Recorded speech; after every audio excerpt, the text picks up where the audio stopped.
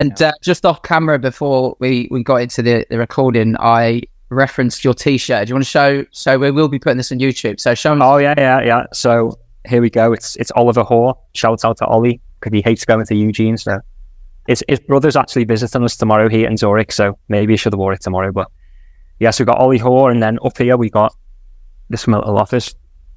These are his spikes from his 347 mile in Oslo last year, Australian national record. And a cool story about this spike. So Ollie ran the spikes on a Thursday, and by then we only had like literally one pair in that size.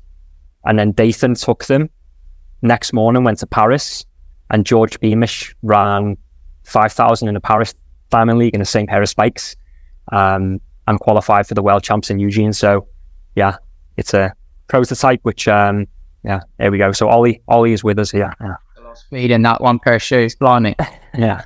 I'd actually met the founder of On, Olivier, in 2011 when I lived in Vietnam, when they were just a startup, and I kind of kept in contact. And right around the end of 2020, he said, hey, we need to start a new innovation team specifically for athletes. Would you come on board and, lead this team? And then obviously I seen On was on quite the rise. And I'd seen that they'd signed like Dathan Ritzenheim, Joe Klecker, Ollie Hoare, Alicia Monson, like these pretty promising athletes who did not made it to the level they are right now, but they were pretty good. And obviously they were all running in like Nike Dragonflies and so on. And he's like, yeah, it's going to be a complete blank page. You can build up the team, footwear, apparel, everything. Bring all of your knowledge and hire all the people you need to make it all happen. So yeah, I went to my boss in Adidas and I told him about the opportunity in On. And he'd been in Adidas for like 35 years. He was quite a veteran in the industry. And he was like, yeah, you can work the next 20 years in Adidas. You're not going to get an opportunity like this. So yeah, I arrived in On right after Tokyo, after like a 6-month non-compete period where I became a professional golfer and got my mind ready to attack the whole On challenge. Yeah. You're now on running. You've got this blank canvas. You've got these few athletes that they've signed. They're obviously big names, don't get us wrong, but compared to where you are today as a brand on the global stage at track and field, different hymn sheet. Must have been very exciting. But for our listeners, what is your job title? Okay, so my job title is I'm the leader of the athlete innovation team. That's what the job title. Okay. But that's, across different departments, maybe there's 25 to 30 people covering designers, engineers, sports scientists, all types of different experts. And our job as a team, I'm just kind of oversee the team, let's say, but the job of the team is to create footwear, apparel, accessories specifically for athletes to help them in their training so they can train harder, in the recovery so they can recover faster, and then in the competition.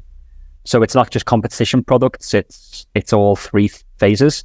So we need experts in all of them. And I call it like this 3x3 matrix, like footwear, apparel, accessories, and then training, recovery, and racing. Because 99% of the time is training and recovery, and only 1% is actually in competition. So what you've probably seen like with the Ingebrigtsen model, Norwegian training, it's all about standing on the start line as fit as possible.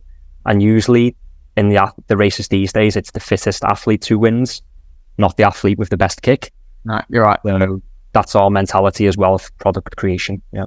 Brilliant. It's almost like the product creation's matching the training ethos, right? Pretty much, yeah. I tell my team, I'm like, look, our athletes, they want to win the Olympics, gold medal. So us as designers or engineers, we need to be like the Olympic gold medal caliber of designer and athlete. And I installed some principles in the very beginning, which we need to follow, which is clearly like we're not just drawing shoes and clothes. Aesthetically, it's about the insight from the athlete. Like, what do you feel when the bell rings in a 1500? Where are you in the pack? Where's your foot striking the ground? Like, what muscles are broken? What are fresh? Like, how can we create products for the specific situations? And we need to put ourselves in the athlete's shoes and bodies at that moment, or what happens on the Sunday long run of a 120-mile week in the middle of winter. How can we keep the athlete fresh for waking up Monday morning and the body doesn't know the difference between Sunday and Monday. Let's fast forward to the point where you join On Running, you've got this blank canvas, okay? You're off the back of all of these fast shoes that are going on around the world, and you've got athletes that are running in Dragonflies that are blanked out, whatever. That was quite an interesting time for the sport. Talk us through what the early conversations were like around the table, where it was like, right, team, how do we bridge the gap? I mean, I can tell you back to Adidas because it was the same conversation. It was a bit different structure of decision makers, but it was the same conversation. So the conversation was, the sport's moved in on a product level. Everyone's getting faster, from Kipchoge down to your 4-hour marathon runner, and there's a clear reason why it is, and it's mainly down to product. And it's clearly the product just did a few simple things. So in the past, everyone looked in one direction, which is like lighter is faster, so more minimal shoes and so on. And they didn't look at a few simple insights, which is like what happens physically during a marathon.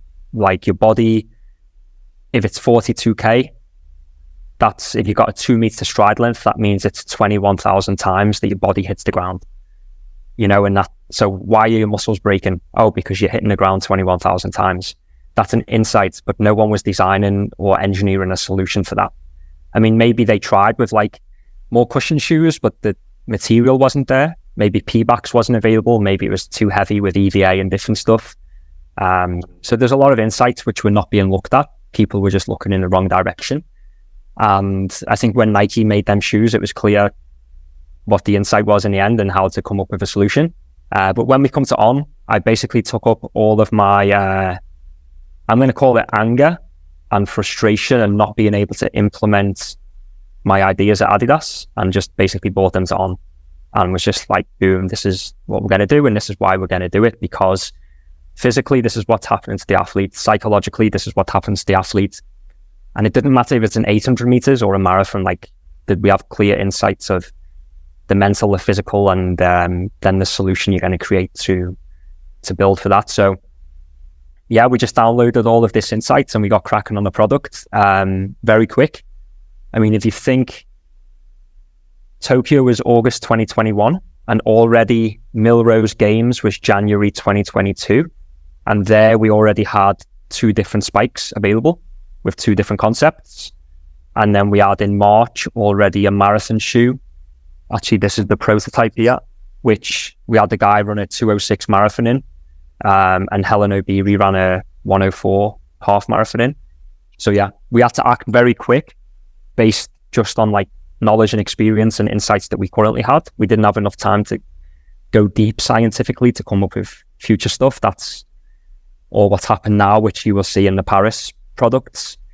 But yeah, essentially we just took all of that knowledge and experience from the past and implemented it into these products with as simple methodology as possible based on what the athlete's experiences. Yeah. What I want to understand is, now the shoes are so advanced and, I want to still innovating as other brands are, what are the main things that you're looking for or looking at to improve to make an already fast shoe faster?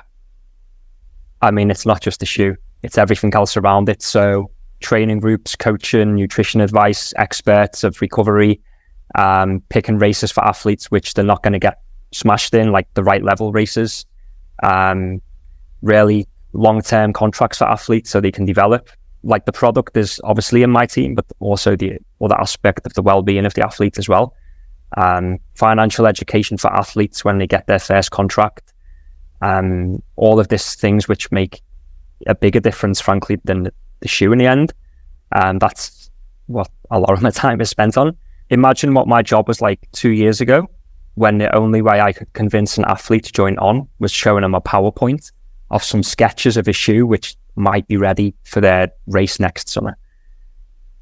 So we were kind of forced to, like, what else can we help the athlete with? So I was like, basically signed George Mills, Mario Garcia, Romo, Yared Nuguse, Ben Flanagan, based on like PowerPoints of like products. We have a few different pillars: mentality, psychology, sports psychology, expectation on an athlete, the whole financial aspect, then training environment, so helping them find coaches and groups, whether that's in our OAC groups in Europe, US or Australia, or individual coaching. things like connections of altitude, tent companies, or training camps if they have to live in a city or if they're still in uni and so on. And then the third pillar is all around recovery. So what mattress do they sleep on? How is the light in their bedroom?